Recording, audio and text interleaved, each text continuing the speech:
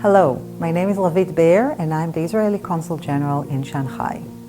And today I'm going to present to you my country and why is it attractive for Chinese businessmen and the people of China to come, visit and do business with. So Israel is a very interesting place on the globe, and I think it is unique because it is the only place in the world where most of its citizens and population really came back or immigrated back to it about in the last 150 years. So it is very unique because it's so diversified. So people came in Israel from so many places. So a few things about the history of Israel, but maybe I will start with some statistics. So sometimes people tend to think that Israel is much bigger than it really is, but it's a very, very small country, 22,000 square kilometers, with a population of less than 10 million people. So pretty much around Nanjing size, which is, in comparison to China, it's a tiny, tiny, tiny dot on the globes. But even with such a small population and area, we've been able to do a lot of remarkable and unique things. And let's start a little with the history. So Israel is located on the crossroads between three continents, between Europe, Asia, and Africa. And as such, it was really always a very important trade hub and a center for moving ships and trade from the Middle East, from Africa to Europe, and so on and so forth. And by 1948, the State of Israel was established. So with all those different people coming and controlling this place, we have a multitude of historical and archaeological remnants that you can come and visit. So if you go to Israel, archaeology is everywhere and the history is really everywhere. You can find Crusaders' fortresses in Akko in the north. You can see walls surrounding cities that are from Roman times or from Muslim times, and it's pretty amazing to see all of that. I think the most important and relevant place is really Jerusalem, the capital of Israel, in which you can see the history in each layer. There are layers of history and archaeological sites in Jerusalem, and each of them really shows you different time in history. So besides being really a hub for archaeology and really an attraction for any archaeologist around the world, it is also a very beautiful and diverse country. The shape of Israel looks kind of like that. And from the north, it's green. We also have a mountain with snow and a ski resort in it. And it's very green in the north. And as you go further down to the south, it is literally a desert. So about 2/3 of the country is essentially a desert. And this is kind of guides me into the next topic I wanted to mention. Israel has always been very good in finding solutions to problems. When Israel was established in 1948, many Jews from around the world, many of them are Holocaust survivors or people that were expelled from the Middle East, really refugees, came to Israel and to a very poor and weak country that was surrounded by enemies.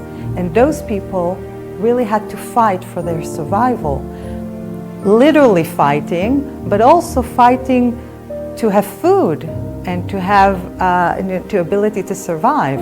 And with a country who is 2/3 a desert, it was very difficult because we had water scarcity, we didn't have natural resources, but we did have one very important natural resource, and that was our brain and our human ability.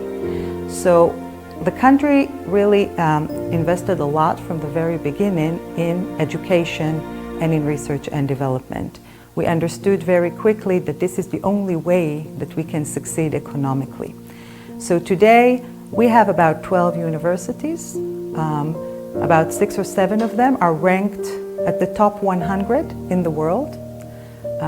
The Weizmann Institute is the most renowned one, but we also have, of course, the Hebrew University, Tel Aviv University, the Technion, who is the Israeli MIT, that I just saw was ranked number 4 of all technological institutions in Europe, which is very impressive. And we have a very, very strong academic platforms. that support innovation in Israel. And I think this is our main strength. Whenever we had a challenge, we solved it through innovation and through thinking forward. If we didn't have water, we invented solutions. We invented drip irrigation. You know, if you don't have water, you cannot waste a lot of water. So drip irrigation was a great way of conserving water. We invented a lot of other things that you are using every day in your daily life. So Israel, this tiny country in the Middle East, became a hub for innovation, and a lot of success stories came from us, like Waze. When you are navigating now with navigation app, that came from Israel. The first navigation app came from Israel. It was Waze. Israel is a center for innovation, and every major multinational company in the high-tech industry have an R&D center in Israel. Israel has always been an attraction for investments because people understood that maybe the next remarkable, life-changing innovation can come from Israel, and many times it did. So a lot of Chinese companies also came to Israel and invested in our ecosystem. Our innovation ecosystem is pretty unique in the world. We are the #1 country that produce companies that are traded at NASDAQ, for example, not even per capita, like in absolute numbers, which is pretty remarkable for a country less than 10 million people. We are leading in cyber technology, AI technology, medical technologies, definitely agricultural technologies, which was a big sector in Israeli high-tech, but still is. Automotive is a very big one. We have a company like Mobileye that is very active here in China. So we have a lot to offer to the Chinese market. And I think that brings me to the relations between Israel and China. Diplomatic relations between Israel and China were established in 1992, and ever since really have flourished. China has always saw Israel as an interesting place to find cutting-edge solution to technological problems, and Israel always saw China as this great, huge manufacturing power that we can offer those cutting-edge solutions. Since we're a tiny country, every innovative technology has to scale up and outside of Israel very quickly because we are a very small market. And one of the outlets that we can do is China, of course, and we do. And there are quite a lot of collaborations between the two countries. We always had, through those years, a lot of people-to-people relation. We have quite a few sister city agreements between Chinese cities and Israel. For example, Shanghai, in which we are now sitting. But of course, we have a lot more cities around. So this year, the Consulate of Israel in Shanghai is celebrating 30 years since its establishment. We were established in 1994. It's a big event for us. We were hoping that we'll be able to celebrate it towards the end of the year. We are also hoping for peace.